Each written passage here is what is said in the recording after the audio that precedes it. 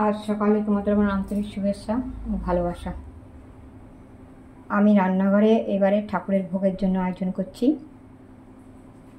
এবার আমি সাদা তেল, সর্ষের তেল আর ঘি এটা ঢেলে দিলাম। এবারে এর মধ্যে 3টে তেজপাতা আর সাদা জিরে আর একটু পাঁচফোড়ন, 2টো ছোটো এলাচ, 2টো লবঙ্গ, একটা দারচিনি আর একটু কাটলি মেথি পাতা।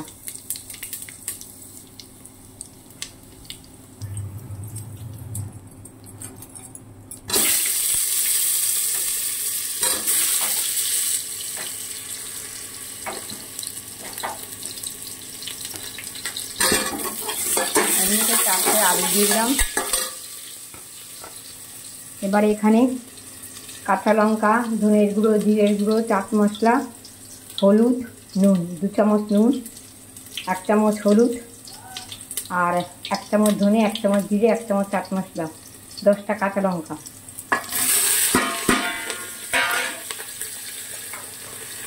2টো টমেটো কুচানো, 4টে ক্যাপসিকাম,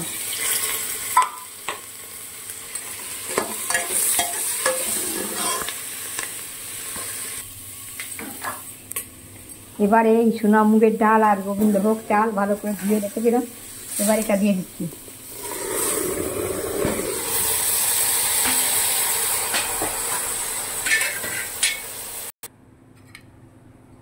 কাশ্মীরি লঙ্কার গুঁড়ো,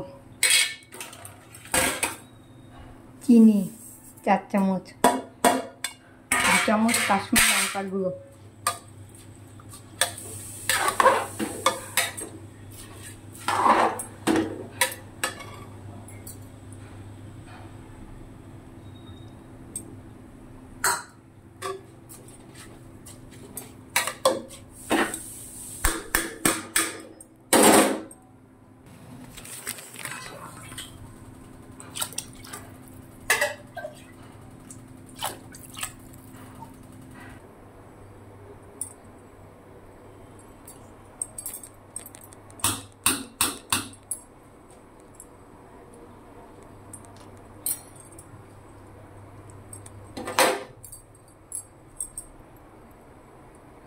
এক চামচ ঘি দিলাম।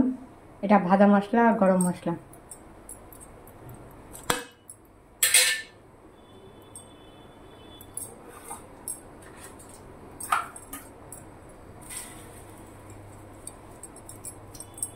ধন্যবাদ। এবার হয়ে গেছে, 5 মিনিট বাদে নামিয়ে দেবো।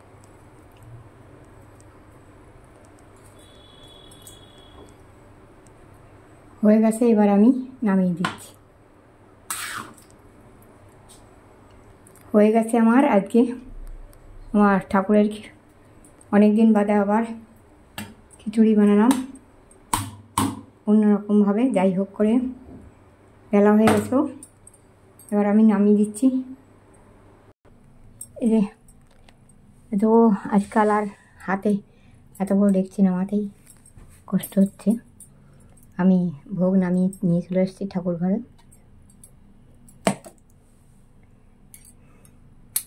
আজ আমার সোনামণি ও মা লক্ষ্মী সকল ঠাকুরের জন্য অনেক দিন বাদেই আবার খিচুড়ি রান্না করলাম।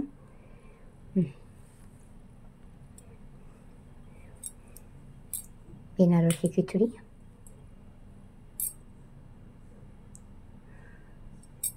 সবাই সুস্থ থাকো, ভালো থাকো।